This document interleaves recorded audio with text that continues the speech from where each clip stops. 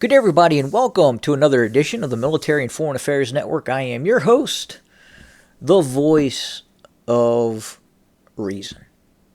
Well, welcome to the program. Before we get started in our coverage of ongoing conflicts around the world, the voice of reason may have to look for another job. You know, sometimes things happen within the workspace that really make you scratch your head and say, what in the hell am I doing here? So what happened yesterday for me? Well, as you know, health insurance is going up. And one of the reasons health insurance, the deductible, the amount that you pay monthly, in my case, is going up, is because the corporation that I work for is now going to pay for sexual dysphoria. They're going to pay for sex changes. They're going to pay for defeminization, demasculization, sex changes. And that cost is going to come back to normal people. So normal people, normal employees, are going to have to pay for individuals with serious psychiatric issues. Insanity. Now, another interesting piece that I saw yesterday was in London. So there's a fairly popular content provider who is a piano player. And some of you may have seen this. But in this issue, he was playing his piano in a public place in London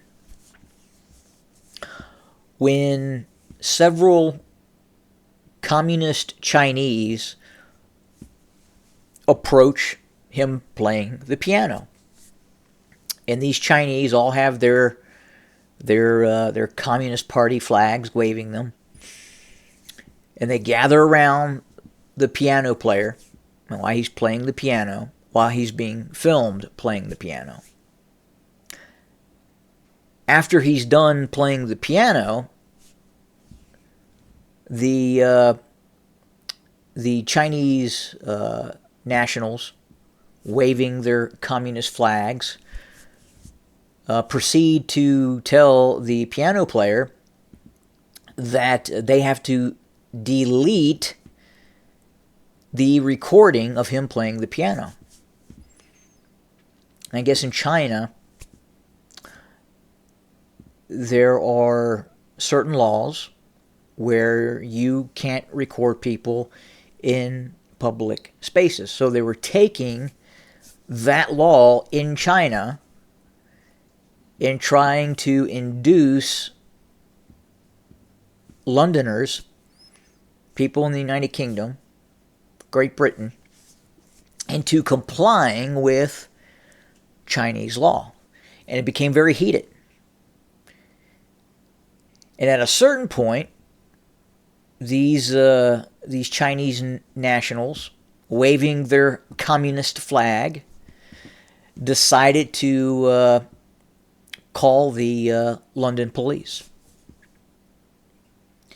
And sure enough, what appeared to be some woke London cop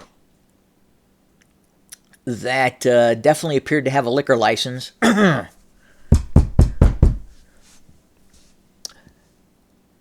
started to ridicule the piano player for not deleting the recording of him playing the piano, what he normally does. Because these Chinese communists did not want to appear on video. And the sheer insanity of what then transpires with the London police and this poor guy just playing the piano and records himself playing the piano in a public space. Pull the video up, check it out, watch it. It is insanity. And again, the London police, one police officer, was gravitating towards supporting the Chinese communists. Because the Chinese communists yelled, "You racist! You racist!" Yeah. Anyway, that's where we're at. All right, so back to the ongoing war between Russia and Ukraine. So earlier in the week, I had talked about the breakthrough by Russian forces within the Avdiivka sector. This was not being talked about very much. The deep state map, the one we're using right now, had not updated showing the breakthrough of Russian forces. The information that we have also is that the Russian operation in terms of Russian Spetsnaz, Russian infantry forces, have now expanded in this southern sector, meaning in all probability the Russians have taken over a greater area of this southern sector than what is being reported on this map. When I first talked about it, again, we were just looking at a gray area, and now finally the deep state map has this area under the control of Russian forces. We went into the Rondelli Foundation map as well, and that was updated as well. You can kind of see, again, as I talked about earlier, the defensive fortifications that were around this area. And again, you can see the extensive trench network that existed and which the Ukrainians were using in many of these areas. You can see all this area has been overrun by Russian forces. And again, as I talked about before, this is a very methodical operation by Russian forces to take control of this area. And as we speak, the situation in Avdiivka is continuing to deteriorate for Ukrainian forces.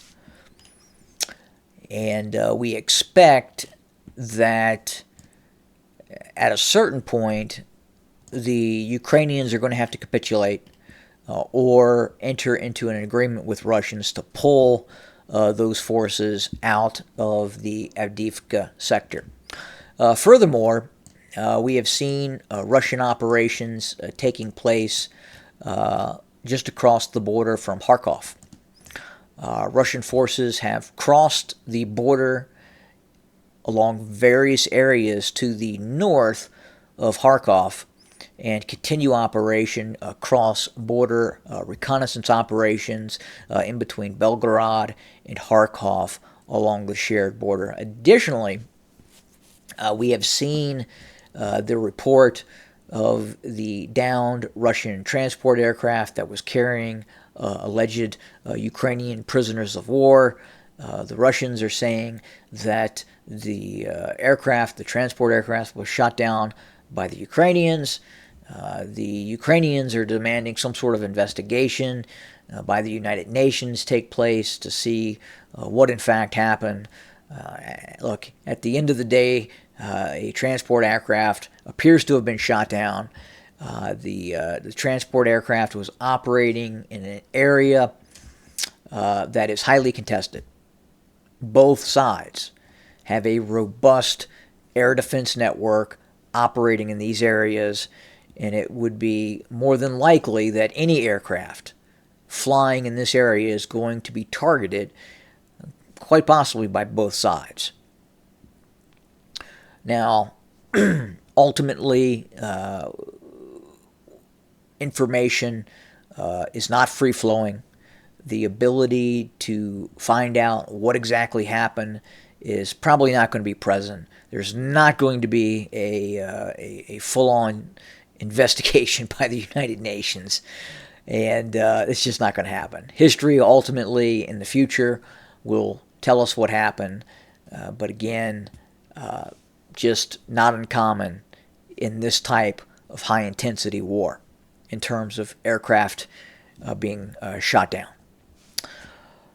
So again, we're going to continue to watch the front lines very closely. The intensity of the conflict continues. The Russians are continuing this very methodical process of killing the Ukrainian military in position, in positional type of conflict along the front line. And that's kind of where we stand for the day. Again, not a lot has changed other than the Avdiivka sector. There has been multiple encroachments in small-scale Russian offensive operations along the front line. But really right now, the biggest drive that is taking place near Avdiivka. And again, very precarious situation for Ukrainian forces. That's where we sit. Thanks for joining us today. More to come soon. As always, have a good day.